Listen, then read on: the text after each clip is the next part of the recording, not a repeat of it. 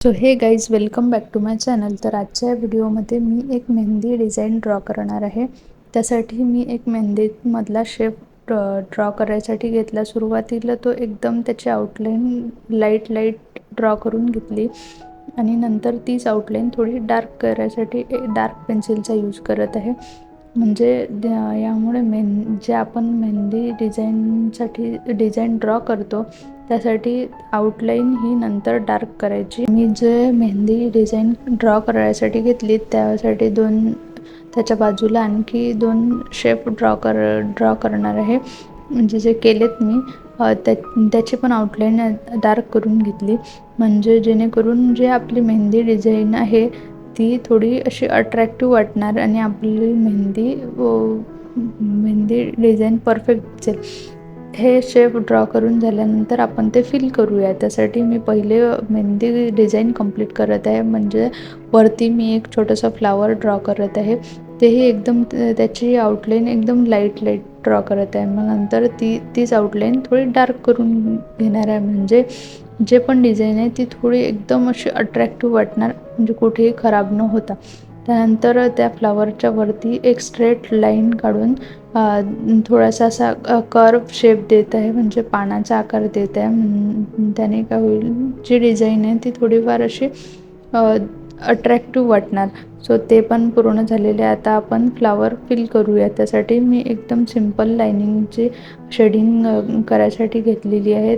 त्यामुळे फ्लावरचा एकदम perfect shape दिसेल. त्यासाठी म्हणजे जास्त सो आपलं फ्लावर फिल करून झालं. आता आपण सेकंड शेपची शेडिंग करणार आहोत. त्यासाठी मी सुरुवातीला एक सिंपल फ्लावर डिझाईन ड्रॉ करत आहे त्याच्या आतमध्ये. नंतर तसेच फ्लावरचे जे पेटल्स आहेत ते सेकंड लाईनमध्ये पण तसेच ड्रॉ केलेत.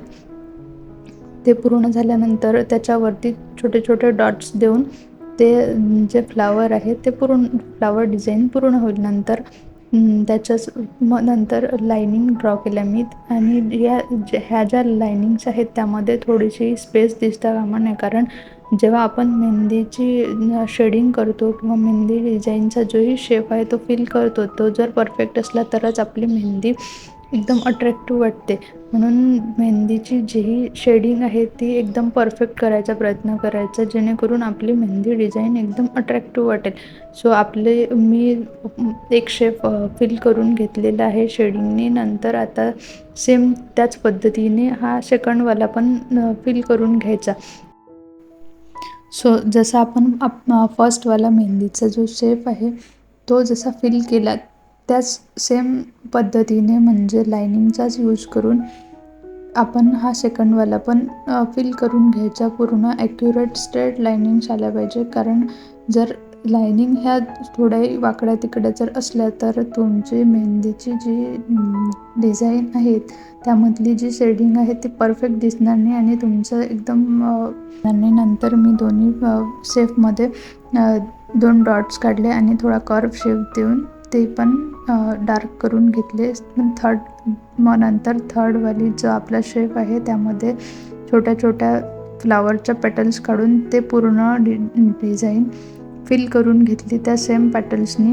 मग त्याच्यानंतर जसं आपण वरती फ्लावर्स काढलं सेम तसंच, फक्त थोडंसं मोठंवालं, कारण इथे जास्त स्पेस आहे म्हणून मोठं फ्लावर घेतले मी. तर ते सेम पद्धतीने जसं वरते आपण केलं, वरचं फ्लावर जसं फिल केलं त्याच ॲक्युरेट त्याच सेम पद्धतीने हे पण फ्लावर आपण फिल करूया. एकदम त्याची शेडिंग पण सेमच असणार आहे. हे स्ट्रेट म्हणजे लाईट लायनिंगचा यूज करून. आणि जे एक्झॅक्ट वरती डिझाईन आहे सेम तेच हे आहे. यामध्ये पण त्याच पद्धती यूज होणार आहे. सो तुम्ही बघू शकता.